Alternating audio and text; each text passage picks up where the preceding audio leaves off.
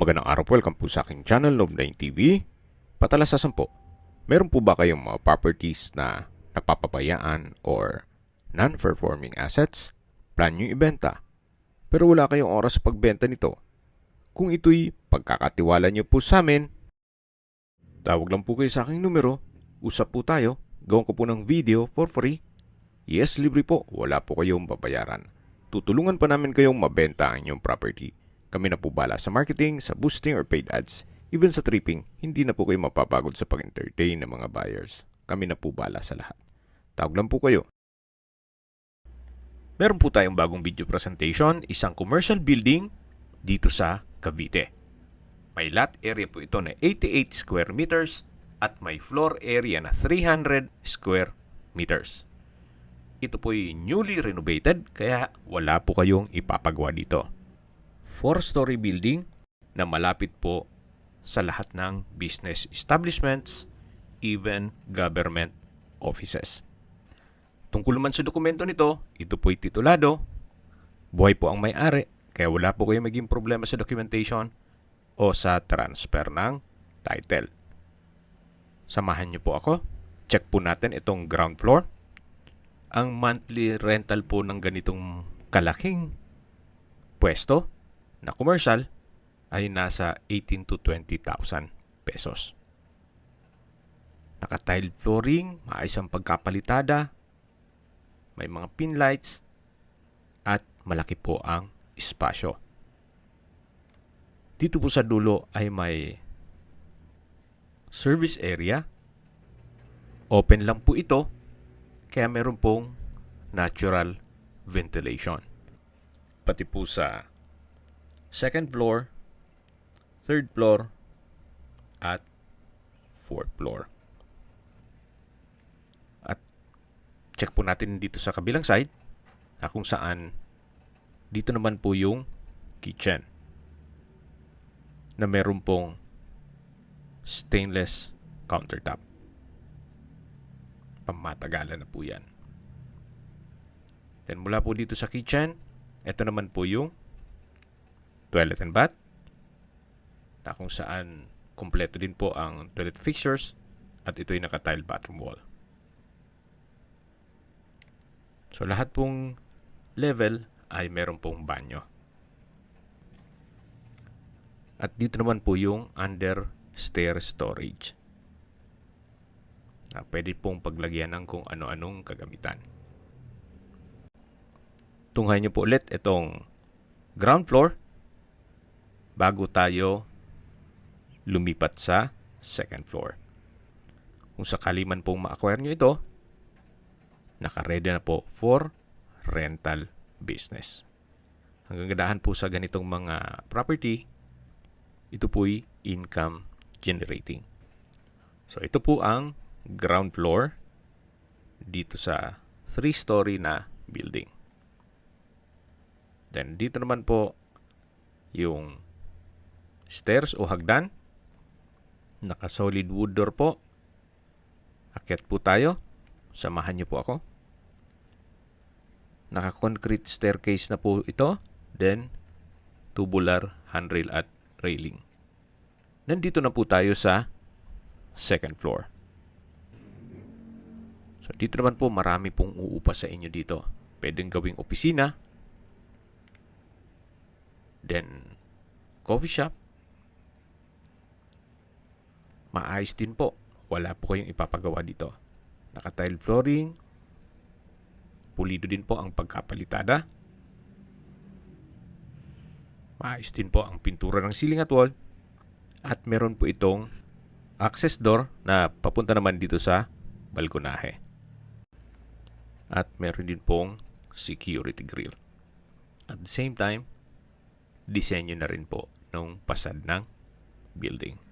Dito po sa labas ay naka-PVC ceiling panels. Then meron pong fire exit ladder. At pabalik na po tayo dito sa loob para check natin yung ibang parte nitong building. So ito po ulit yung second floor na kung saan open concept lang po. Walang partitions. At napakalaki po ng espasyo. Sa dulo po ay may owning type window. Then dito naman po yung kitchen na may countertop, stainless sink with faucet. Then meron din po itong sariling toilet and bath, na kung saan may hand wash basin, water closet with bidet, shower, at ito'y naka-tiled bathroom wall. From floor to ceiling po yan. So ito po yung banyo ng second floor. Then meron din po itong natural ventilation. Ito po yung bintana na pinakita ko sa inyo kanina. At dun po tayo sa baba nakapwesto. Dun sa may service area ng ground floor. Yan po yung owning type window glass. At labas po tayo para tunghayin nyo po ulit itong second floor. Bago tayo lumipat sa third floor. So balik po ulit tayo dito sa hagdan. Then ganun din po. Naka-tubular handrail and railing at concrete staircase. Samahan niyo po ulit ako. Aakyat po tayo. At nandito na po tayo sa third floor. Meron pong emergency light. Halos kasinlaki lang po diyan nung second floor. Then yung tile flooring, same design. May mga pin lamps, maayos din ang pangtura ng ceiling at wall. May sliding window glass. Then meron pong spasyo na pwedeng gawing kwarto, yung sa dulo. Or pwede rin pong gawing storage. Then sa dulo po ay meron pong owning type window glass. Yan po yung pintuan kung saan tayo pumasok kanina. Dito naman po ay yung understairs storage. Halos pares lang po nung sa baba.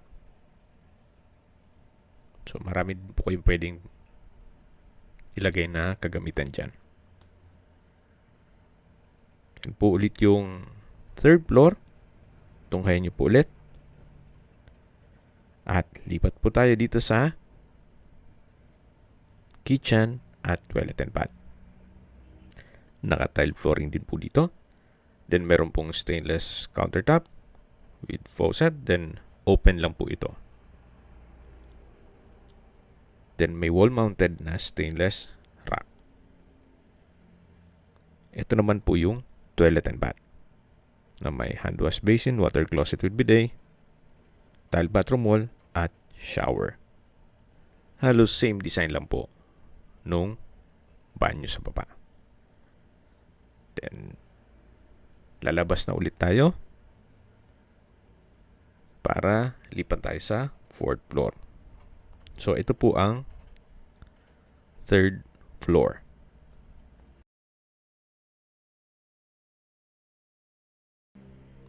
Labas ulit tayo. Then, ito naman po yung hagdan kung saan tayo pumani kanina. At dito naman po yung hagdan na papunta naman sa fourth floor na meron din pong pintuan. Ito naman pong fourth floor. Kung sakali man po na meron po kayong kapamilya na gustong maging caretaker dito sa building, ito naman po yung para sa kanila. Or kung sakali man po na gusto nyong dito na kayo manirahan para at least na mamonitor nyo itong building, so malaki na rin po ito na pwede nyong tirahan. Gawa ng meron din po itong sariling kusina at banyo. Naka stainless countertop din po siya. Then may security grill. Actually yung sa third floor po pala ay gagawan din yun ng security grill. At nandito na po tayo sa banyo na kung saan ganun din po ang disenyo. Pati yung mga tiles, halos same design. May hand wash basin, water closet, at shower. Then ito naman po yung hagdan sa roof deck. Naka-concrete staircase din po. Tubular handrail and railing. At pag akyat nyo naman, ay makikita nyo yung inyong mga magiging kapitbahay.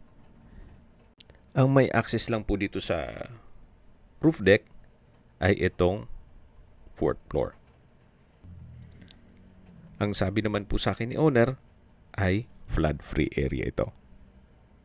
So ito po yung nasa mataas na lugar, kaya wala pong problema sa issue ng baha.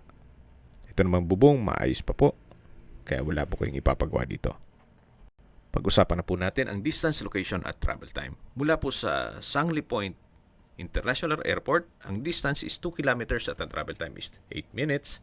Mula naman po sa Cavitex Kawit Toll Plaza, ang distance is 14 kilometers at ang travel time is 35 minutes.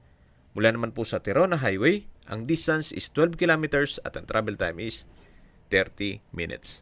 Mula naman po sa Cavite Economic Zone, ang distance is 13.3 kilometers at ang travel time is 36 minutes. Mula naman po sa Cavite State University, ang distance is 13.4 kilometers at ang travel time is 35 minutes. Mula naman po sa Manila O's Airport, ang distance is 29 kilometers at ang travel time is 55 minutes. Opo, napakalapit lang po nito sa Metro Manila. Sa presyo na po tayo. Binebenta po ito ni owner sa murang halaga, 10.8 million pesos net. Ibig pong sabihin, si buyer na po ang sasagot sa lahat ng taxes at expenses with regard to documentation. Sa 10 million pesos, meron na po kayong 4-story building na ready na po for rental business. Kung may mga katanungan po kayo, tawag lang po kayo sa aking numero. Sa mga kababayan mo natin na sa ibang bansa, meron po akong WhatsApp, Viber, at Telegram. Same number lang po, 0917-316-3399. Sa mga nagtatanong naman po ng aming Facebook, meron po aming Facebook page na Nov9TV at Facebook Real Video. Meron din pong TikTok at Instagram. May ibang YouTube channel po kami, the Nov9TV channel, Nov9TV Listings, Nov9TV On The Spot, Nov9TV Updates, at Nov9TV House Rental. Sana po naibigyan nyo ang video presentation. Paki-like and subscribe na lang po sa aking channel para ma-update din po kayo sa aking future listings. Kung sakali po hanap nyo yung mas malaking sukat ng lupa, meron din po kami ibang listings na pwede nyong pagpilian. Huwag po kayong mag-atubiling tumawag sa amin. Then, let us know your budget para malaman namin kung anong property pwede naming ilog sa inyo. Sa lahat pong viewers, subscriber at nagtiwala po sa amin, salamat po sa suporta. Ingat po kayo lagi at yung pamilya. Maraming salamat po.